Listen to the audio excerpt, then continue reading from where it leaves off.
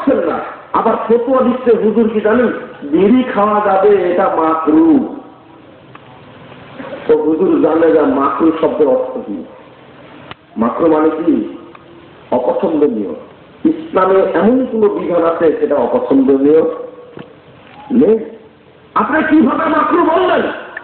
Heroine যদি হারাম না হয়, আল্লাহ কোন জিনিসটা হারাম করেছেন? আপনি হিরোইনকে জায়েজ করছেন কেন?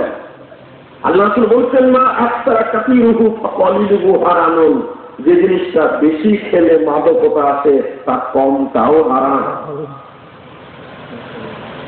প্রমাণ করলেন না, বলল হারাম এটা। রংপুরে বক্তব্য দিতে গেছে গত 11 তারিখ, যেখানে বক্তব্যের মাঠ ফেলে দিয়ে সাথে সাথে মসজিদে ঢুকে ও মুসল্লির সাথে দাঁড়াতে পারবে? দাঁড়ায় একটু দেখেন, দাঁড়ায় সালামের পরে আপনাকে কি করে ও ফায়সালা ওখানে করে দিবে, পারলে জুতা মারবে আপনাকে। তোর বুদ্ধি নেই, কত রকমের গালি দিবে। এমনকি যদি জামাতে যে জামাটা পরে আছে এটাতে যদি বিড়ির গন্ধ লেগে যায় বুঝতে পারে, তাহলে অবস্থা কি হবে? মুসল্লিরা ধরে বললে কে বিড়ি করে ঢুকতে দেয়? এই জিনিসটা যদি হারাম না হয় আর কোন জিনিস হারাম হবে আমার বুঝান্ত দেখি। ফতোয়া দিয়ে কোনো লাভ নেই, ওর মধ্যে হিরোইন থাকে, এটা হারাম, হারাম খাওয়া যাবে। ওই যে বললাম আপনি পরোয়াই করছেন না, খাচ্ছেন। এক একজনের এক এক ক্যাটাগরি। রিকশা আলাদা খালাস পড়ে কিন্তু ফেলকি দিল খায়। চেয়ারম্যান সাহেব খালাস আদায় করে কিন্তু গম চুরি করে। ডাক্তার সাহেব তিনিও খালাস আদায় করেন, রুগী দেখে ডাকাতি করেন, তিনিও খালাস আদায় করেন। ওইটা তো অবৈধ। মাদ্রাসার সুপার সাহেব, কলেজের প্রিন্সিপাল সাহেব তিনিও খালাস আদায় করেন, কিন্তু মাদ্রাসার টাকা আত্মসাৎ করেন, কলেজের টাকা আত্মসাৎ করেন, তিনিও খালাস আদায় করেন। আপনি বলেন তো এই খালাস কি আল্লাহর দরবারে কবুল হবে? আমার কষ্ট আছে না, আমি হাদিসটি শেষ করলাম এই জন্য ও পরোয়াই করছে না, ও হালাল খাচ্ছে না আরাম খাচ্ছে, পরোয়াই করছে না। আল্লাহ রাসূলের আরেকটি হাদিস ডাক্তারের কাছে বলে হাদিসটি খুব মনোযোগ দিয়ে শোনেন। আল্লাহ রাসূল বলছে একজন সাহাবী, হাদিসটি আছে সহিহ মুসলিমের 117 পৃষ্ঠা। একজন সাহাবীর নাম হলো নোমান। সাহাবীর নাম হলো কি? নোমান। তিনি বলছেন আল্লাহ রাসূল এজা সাল্লাইতুল মাকতুবা, আমি যদি 5 ওয়াক্ত সালাত আদায় করি ও আহাল্লাতুল হালালা, আর হালালগুলোকে যদি গ্রহণ করি ও হারামতুল হারামা, আর হারামগুলোকে যদি বর্জন করি, তাহলে কি আমি জান্নাতে যেতে পারবো? আল্লাহ রাসূলকে বলছেন আল্লাহ রাসূল আমি 2টি কাজ করবো। একটি হলো শুধু ফরজ সালাত আদায় করবো, আর আরেকটি কাজ করব হালালটা গ্রহণ করব, হারামটা বর্জন করব, তাহলে কি আমি জান্নাতে যেতে পারবো? আল্লাহ রাসূল বলছেন না, তুমি অবশ্যই জান্নাতে যেতে পারো। তাহলে হারাম যদি বর্জন করে ইবাদত করা যায় তাহলে আল্লাহর কাছে দ্রুত কবুল হয়। আপনার জান্নাতে যাবে না, তার মধ্যে নাম্বার 1 হলো মুদমিনুল খামার, যারা নেশা জাতীয় দ্রব্য পান করে তারা জান্নাতে যাবে না। তাদের উপরে জান্নাত হারাম। আপনি এই হাদিসটার মোকাবেলা করে এই হাদিসটার উপরে পা দিয়ে জান্নাতে যাবেন, একটা কে বলবো? রাখুন বক্তব্য 3 শ্রেণীর মানুষ জান্নাতে যাবে না, তার মধ্যে নাম্বার 1 মুদমিনুল খামার, যারা নেশা জাতীয় দ্রব্য পান করে তারা জান্নাতে যাবে না। এবার আপনি মনে করছেন যারা দেরি খোর, গাঁজা খোর, মদ খোর, চুয়ানি খোর তারা হয়তো জান্নাতে যাবে না, তবে যারা বিক্রি করে তাদের সমস্যা নাই। তাকে ভাবছে মনে মনে, দেখেন এই বাজারে অধিকাংশ দোকানে এই সমস্ত পাওয়া যাবে, অধিকাংশ দোকানে পাওয়া যাবে। বাংলাদেশের মূল সমস্যা হচ্ছে মাদকতা। আমি আপনাকে হাদিসটাও শোনাচ্ছি।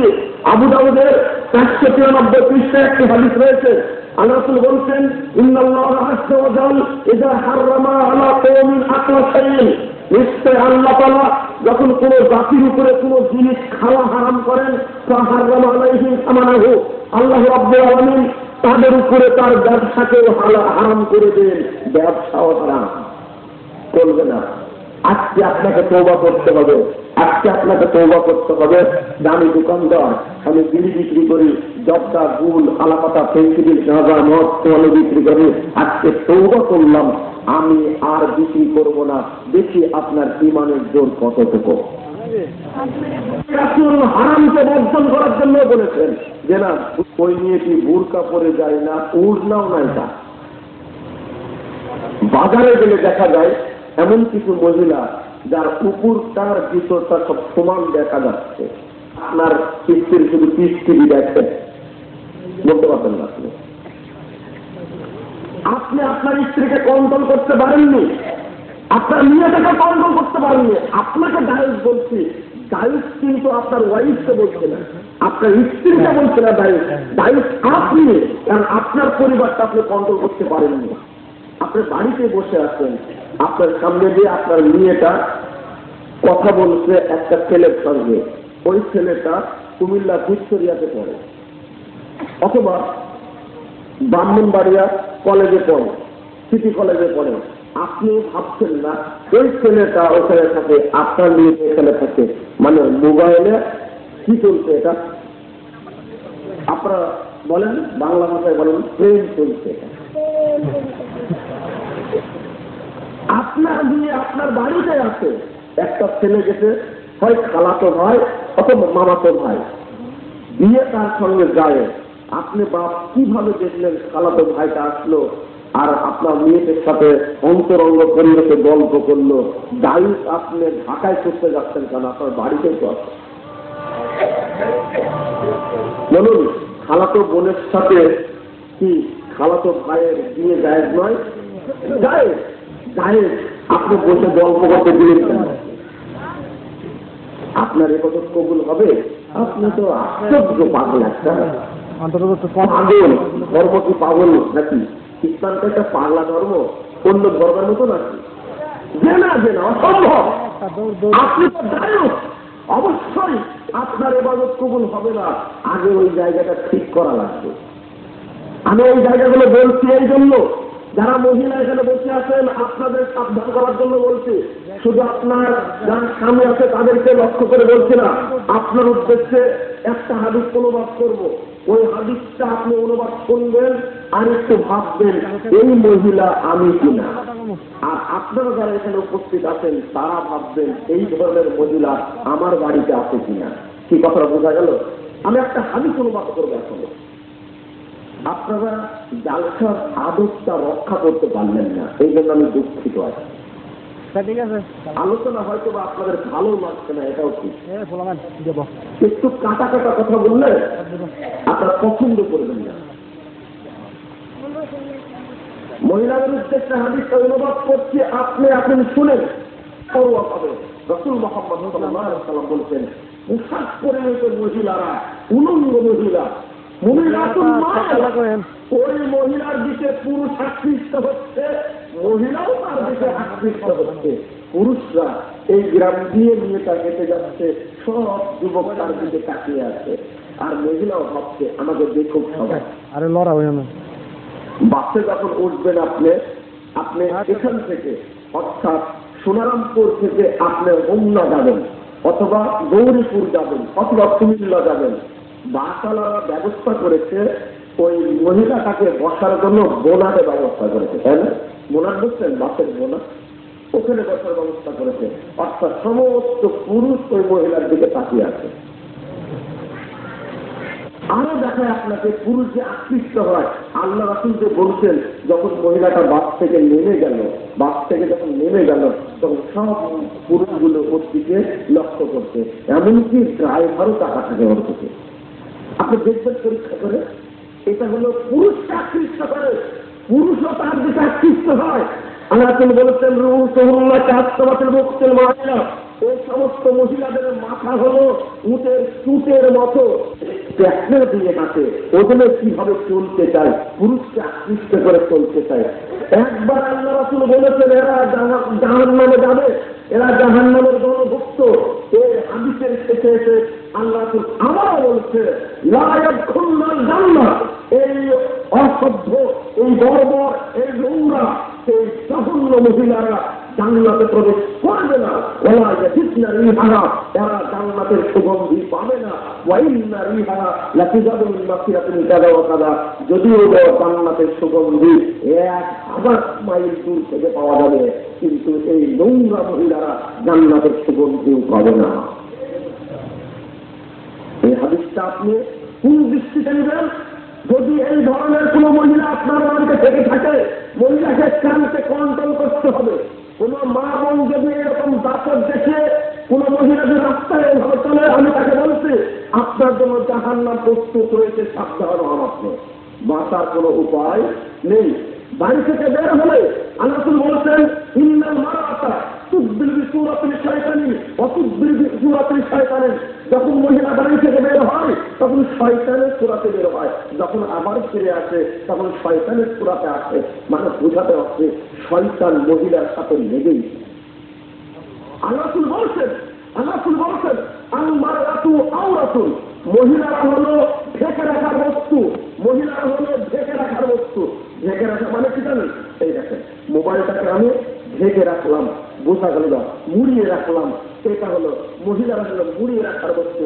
আল্লাহ বলছেন আল মারাতু আওরাতুন, মহিলারা হলো ঢেকে রাখার বস্তু। ফাইদা ফারাজা, যখন মহিলাকে উন্মুক্ত করা হয়, বের করা হয়, ইস্তাশরাফা হয় শয়তান, শয়তান তাকে জেনা করার জন্য উদ্বুদ্ধ করে।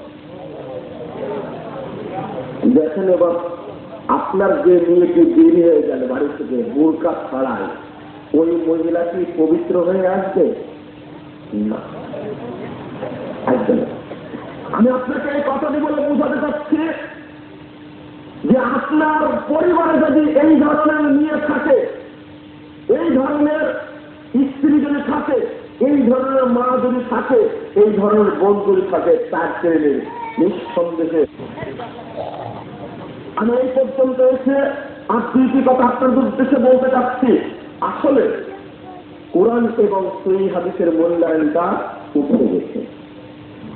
আমি মনে করলাম আপনার রুজি হালাল, ভালো কথা, উদ্দেশ্য একমাত্র আল্লাহই।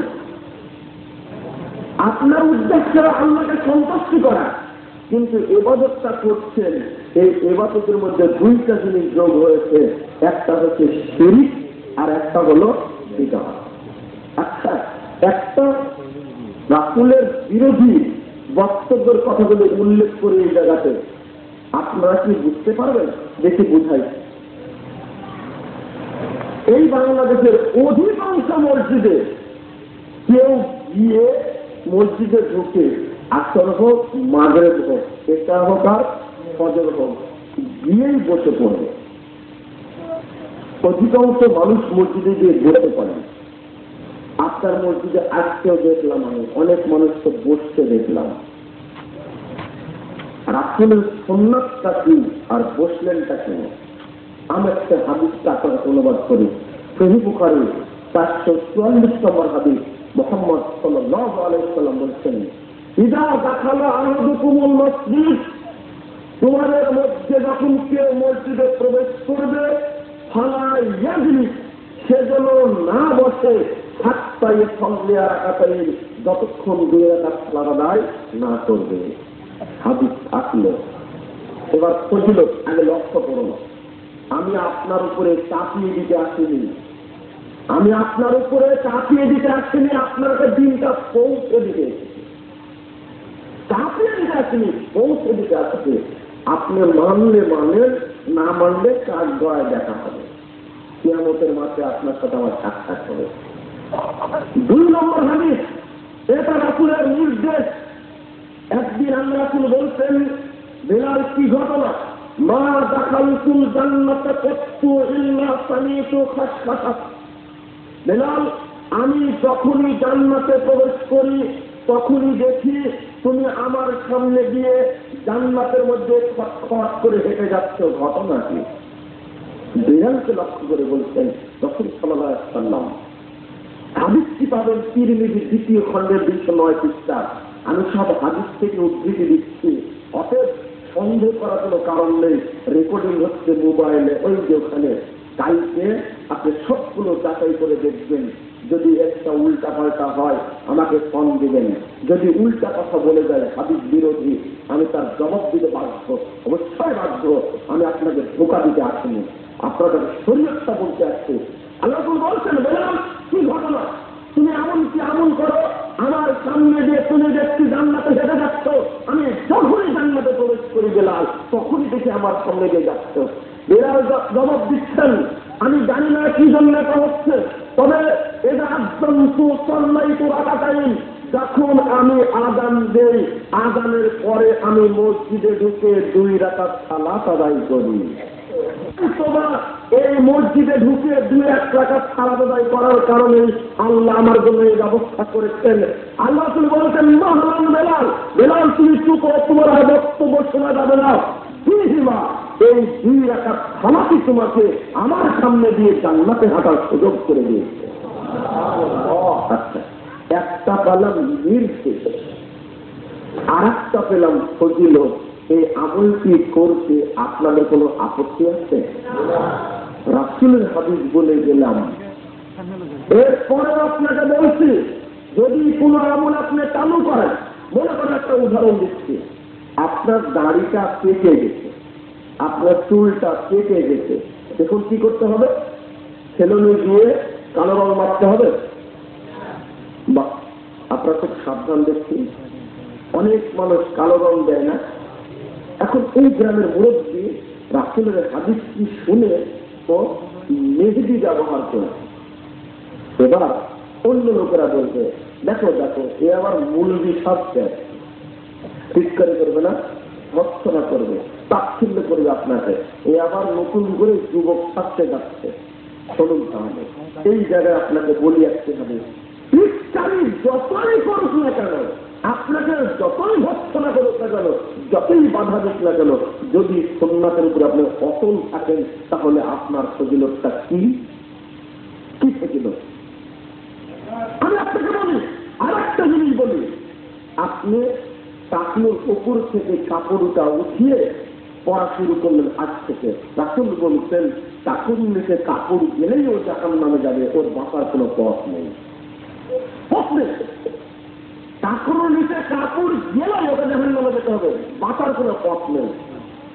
স্কুলের হেডমাস্টার ছিলেন, হাই স্কুলের হেডমাস্টার, তার মতো ব্যক্তি প্যান্টগুলো নিয়ে দর্জির কাছে গেছে, বাবা যতটুকু নিচে গেছে সবটুকু কেটে দাও। মনে করছেন এই ধরনের লোক নাই? অনেক প্রিন্সিপাল ফোন দিয়েছে, হাদিসটি শুনে আমি পরের দিনে গিয়ে বলেছি প্যান্টগুলো কেটে দাও যেন টাকনুর নিচে না যায়। এখনো মানুষ আছে শরীয়ত আমল করা, এখনো আছে। ওই তামাকের কথা বললাম না, এক ব্যক্তি তামাকের চাষ করে 15 বিঘা, আজকে সকালে ফোন পেলাম ওই ব্যক্তি তওবা করেছে, আর আমি জীবনে তামাকের আবাদ করব না। আপনি মনে করেছেন যে হয়তো মানুষ নেই আমল করার? মানুষ থাকতে পারে, মানুষ আছে অবশ্যই। যখন আপনি টাকনুর উপরে কাপড় নিয়ে চলবেন, তখন পিছন থেকে ওই সাইকেলে বসে থাকা কিছু লোক বলবে, জানেন দেখো দেখো হেডমাস্টারের প্যান্টটা ছোট হয়ে গেছে। দেখেন, এটা ঠিক করলো। আপনি রাসূলের সুন্নাত মানতেন, আর ওই ইবলিসের চেলাগুলো বলছে প্যান্ট ছোট হয়ে গেছে। ওটা কি আল্লাহর চেলা না ইবলিসের চেলারা? ইবলিসের চেলা। অসম্ভব। রাসূলের সুন্নাত মেনে চলতে হবে আপনাকে। আপনার উপরে যত ইস্তিকারে আসুক না কেন, যত আপনাকে ভর্ৎসনা করুক না কেন, আপনাকে একটা সুন্নাত, একটা হাদিস শোনাবি। আর যারা খুব সুন্দরভাবে দাড়িতে আপনি কালো রং দিয়ে গুড্ডি ঘুরে বেড়াচ্ছেন, চুলটাকে সেলুনে যায় একবারে সেজাব দিয়ে টকটকে চেহারা করে নিয়ে আসছেন, সাবধান আপনি। রাসূল সাল্লাল্লাহু আলাইহি ওয়াসাল্লাম বলছেন, আল্লাহ রাসূল বলছেন এই মর্মে, হাদিসটা শুনুন, ইয়াকুনু কওমুন ফি আখির জামান, তাদের শুনে রাখো শেষ জামানার এক শ্রেণীর মানুষদের হবে ইয়াকতুবুনা বিসওয়া, যারা কালো রং দ্বারা দাড়ি এবং চুল রাঙিয়ে দিবে, কা হাওয়াসিল আনাম, দেখতে কবুতরের বুকের মতো টিকটিক করবে তাদের। এর পরের বাক্যে রাসূল বলছেন লা ইউরিকুনা রায়হাতুল জান্নাহ, এরা জান্নাতে যাওয়ার হচ্ছে। আজকে বললাম দ্বিতীয় শর্ত বলতে গিয়ে যদি বলি, বাংলাদেশের অসংখ্য মানুষ কোটি কোটি টাকা, কোটি কোটি গরু ছাগল মাজারে দিয়ে পীর বাবার কাছে দিয়ে বলে যে পীর বাবা তুমি আমার জন্য দোয়া করো, ও জীবনে সালাত আদায় করে না। পীর বাবা মুসলিমকে বার বলছে কোনো দিন না। এই যে এবারের স্বার্থে ঢুকে গেল এটা। আপনাকে শিরিক সম্পর্কে বলতে যা যদি কিছু বলি, কত মানুষ যে শিরিক করছে দেখেন। আজকে এই তরুণ ছেলেদের হাতে একটা জিনিস পাওয়া যাচ্ছে, সেটা হলো লাল ফিতা অথবা সবুজ ফিতা পাওয়া যাচ্ছে না। শিরিক এটা বাধা যাবে না, তো পীর সাহেব দিয়েছে ওকে বাধা যাবে না। হাতে এই হাতে একটা আংটি, এই হাতে একটা। এখন তরুণরা বালা পড়ছে না, চলবে না। মানুষ বুকিলা এলেছে যে ব্যক্তি এইগুলো ঝুলাবে, এমনকি তামার আংটি করে পাপ ভালো করার চেষ্টা করা হচ্ছে, এটাও শিরিক, চলবে না। তাবিজ করা আছে কত সন্তানের গলায় তাবিজ আছে, ঘেটি বুঝেন, ঘেটিও আছে, চলছে।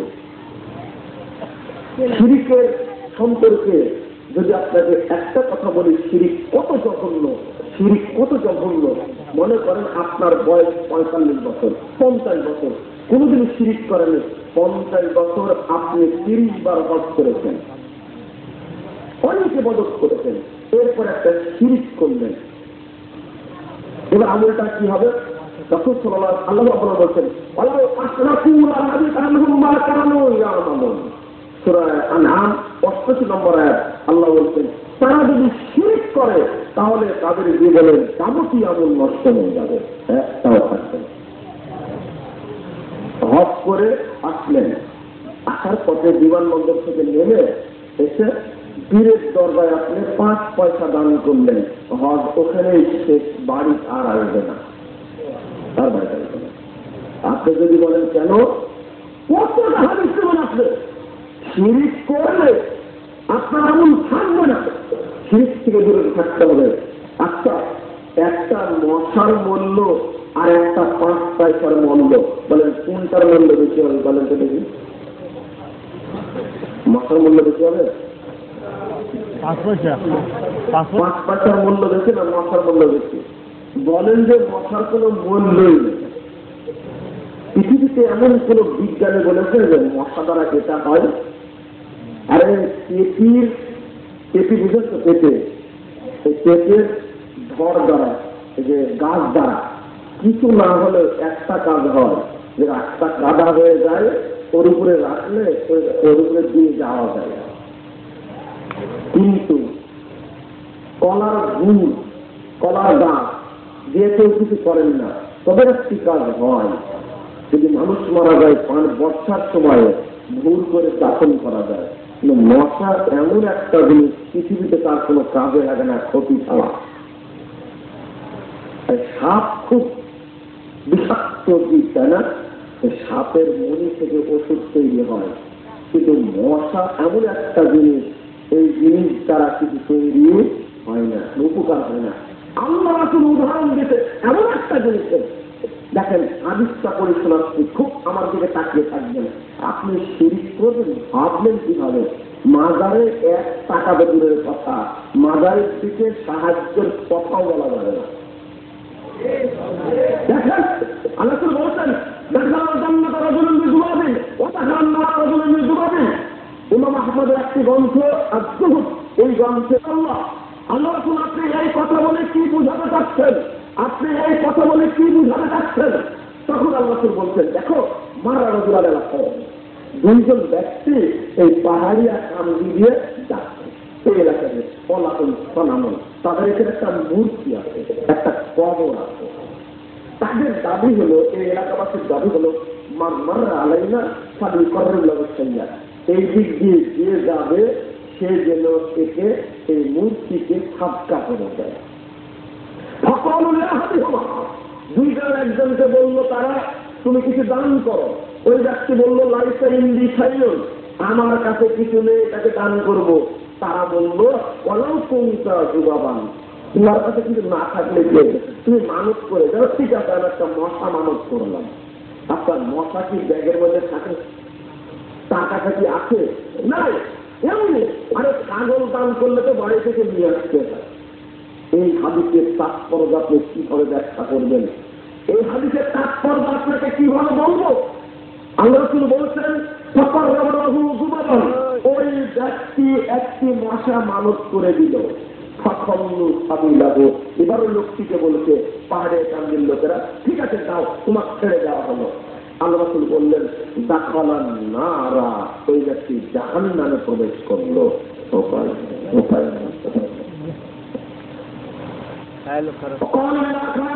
তারা দ্বিতীয় ব্যক্তি বলল তুমি কিছু দান করো। ওই ব্যক্তি বলল না উকাররু শাইআন, না লাইসা ইনদি শাইউন উকাররু ইলাইহি ওয়ালা উকাররু ইল্লাল্লাহ। বলতে আমার কাছে কোনো জিনিস নেই তাকে দান করার মতো, আর আমি আল্লাহ ব্যতীত পৃথিবীর কারো নামে দান করতে মানত করতে পারবো না। ওই ব্যক্তিকে ধরলো, মারপিট করলো, অতঃপর তাকে হত্যা করলো। আল্লাহ রাসূল বললেন দাখালাল জান্নাহ, ওই ব্যক্তি জান্নাতে প্রবেশ করলো। এই দেখেন হাদিসটা বুঝে নেওয়া আপনাদেরকে। খবরদার শিরিক করতে পারবেন না, শিরিক থেকে বিরত থাকুন। সর্বোচ্চ শিরিকের ফলাফলে আপনার ছেলে তার গায়ে যতগুলো শিরিক ঢুকাইছেন ওখান থেকে বের করতে হবে। তাবিজ, কবর, হাতে বালা, কোমরে বালা ইত্যাদি। আল্লাহ বলছেন মান তাআল্লাকা তামিমাতান ফাকাদ আশরাকা, যে ব্যক্তি তাবিজ লটকালো ওই ব্যক্তি শিরিক করলো। আমি বলতে গিয়ে 2-3 নম্বর শর্তে গেছিলাম, রাসূল সাল্লাল্লাহু আলাইহি ওয়াসাল্লামের ইবাদতের সাথে মিলছে না। তার মধ্যে একটা আমল আপনাদের দেখাতে চাই। সেই আমলটি হলো চমৎকার একটা আমল করেন আপনারা, কিন্তু আমলটি নেই। সালাতে যখন আপনারা দাঁড়াচ্ছেন, মানবেন কি না মানবেন আপনার ব্যাপার, কিন্তু বলার দায়িত্ব আমার। সালাতে যখন দাঁড়াচ্ছেন আপনি, তখন দুইজন আমাদের ফাঁক থাকছে যেন আর একজন দাঁড়ানো যাবে, না হলে তো আঘাত ফাঁক থাকছে। কেন ফাঁক রেখে দাঁড়াবেন আপনি? হাদিসটা কি এই মর্মে কোনো দলিল আছে? আমি আপনাকে বলছি, হাদিস শোনায়া বলছি। আবু দাউদ খুলেন 197 পৃষ্ঠা, রাসূলুল্লাহ সাল্লাল্লাহু আলাইহি ওয়াসাল্লাম কতগুলো হাদিস উল্লেখ করেছেন। নেক্সটাতে একটি অধ্যায় আছে, কাতার সোজা করা অধ্যায়। আল্লাহ বলছেন লা তাযরু ফুরজাতিন লিশ-শাইতান, তোমরা শয়তানের জন্য কাতারের মাঝে ফাঁক রেখো না, উভয়ের মাঝে ফাঁক রেখো না। মান আসালা সফান আসালাহুল্লাহ, যে ব্যক্তি কাতারের মাঝে দাঁড়ানোর সময় পায়ে পা মিলিয়ে দাঁড়ালো ওই ব্যক্তি আল্লাহর নিকটবর্তী হয়ে গেল। অমান কথা সফান কথা আল্লাহ, যে ব্যক্তি ফাঁক করে দাঁড়ালো, পৃথক হয়ে দাঁড়ালো, ওই ব্যক্তি আল্লাহ থেকে পৃথক হয়ে গেল। এটা এক হাদিস। আর একটা হাদিস বলছি আপনাকে, কেউ বলবেন না একটা বাচ্চা ছেলে একটা মুরব্বীর পায়ের সঙ্গে পা লাগাতে পারে? এতে সম্মান হানি হয় না। আপনি বলছেন সম্মান নষ্ট হয়। রাসূলের হাদিসটা শুনুন, তাবরানী আওসাত 5797 নম্বর হাদিস। আল্লাহ রাসূল বলেছেন মান সাদ্দা ফুরজাতান ফি সাফিন, কোন ব্যক্তি যদি কাতারের মধ্যে দাঁড়ানোর সময় উভয়ের মাঝে ফাঁক বন্ধ করে দাঁড়ায়, রাফাল্লাহু লাহু দারাজাতান, আল্লাহ রাব্বুল আলামিন তার সম্মান বৃদ্ধি করে দিবেন। ওয়া বানাল্লাহু লাহু বাইতান ফিল জান্নাহ, এবং তার জন্য জান্নাতে ঘর তৈরি করবেন। হাদিস থাকলো মানলাম না কেন? দেখি আমল করতে পারেন কিনা। আমি হাদিস মানার জন্য বললাম আপনাদেরকে। হাদিস পৃষ্ঠায় আছে, হাদিসের পৃষ্ঠায় আছে, আমরা মানতে চাই না। বন্ধুরা আমার, আমি রাসূলের আনুগত্যের কথা বলতে গিয়ে, রাসূলের পদ্ধতি অনুযায়ী ইবাদত করার কথা বলতে গিয়ে, সব ইবাদত আপনাকে করতে হবে রাসূল সাল্লাল্লাহু আলাইহি ওয়াসাল্লামের পদ্ধতি অনুসারে। আমি যেটা বললাম, রিফারেন্স সহ বললাম, এমন কিছু ইবাদত আমরা করি যে ইবাদত রাসূল সাল্লাল্লাহু আলাইহি ওয়াসাল্লাম করেননি। আমি কি করতে পারবো? আল্লাহ রাসূল বললেন করতে পারবেন না। মান আমিলা আমালান লাইসা আলাইহি আমরুনা ফাহুয়া রাদ। এই হাদিসটা আগেই বলেছি, কেউ যদি এমন কোনো আমল করে যে আমল করতে আমি বলিনি, এই আমল প্রত্যাখ্যাত, বর্জনীয়, চলবে না। রাসূলকে যদি আপনি সম্মান করতে চান তাহলে আসলে ইবাদত রাসূলের তরিকায় ইবাদত আপনাকে করতে হবে, বিকল্প কোনো পথ আপনার সামনে নাই। দু একটা আপনাকে দেখাচ্ছি, দেখেন তো এই ইবাদত গুলো হাদিসে পাওয়া যায় কিনা, আপনাকে বলেন। একটা ইবাদত কোরআন তেলাওয়াতের পরে আমরা বলি সাদাকাল্লাহুল আযীম, বলি না? খুব প্রসিদ্ধ, সবাই বলে। আমি শুধু এইটা বলবেন না ওইটা বলবেন, রাসূলেরটা বলতে গেলে সন্দেহে। হ্যাঁ, আপনার ব্রাহ্মণ বাড়িয়ে আসছিলাম দুইটা কথা বলার জন্য।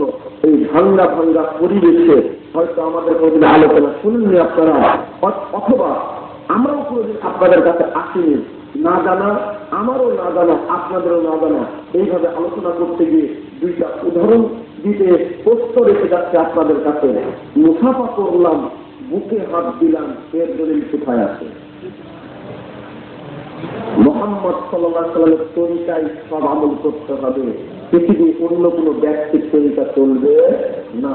এমনকি আপনার বলতে থাকছে মুহাম্মদ ব্যতীত যদি সে ইব্রাহিমের তরিকা মানে, মূসা আলাইহিস সালামের তরিকা মানে, তবুও চলবে না। আদমের কালকে আমাদের মাঝে আল্লাহকে আমরা দেখতে পাবো, এই মর্মে হাদিস পেয়েছে। মুসলিমদের মধ্যে এত দল কেন? সকল দলকে একত্রিত করতে হলে আমাদেরকে কি করতে হবে? চমৎকার প্রশ্ন। জি,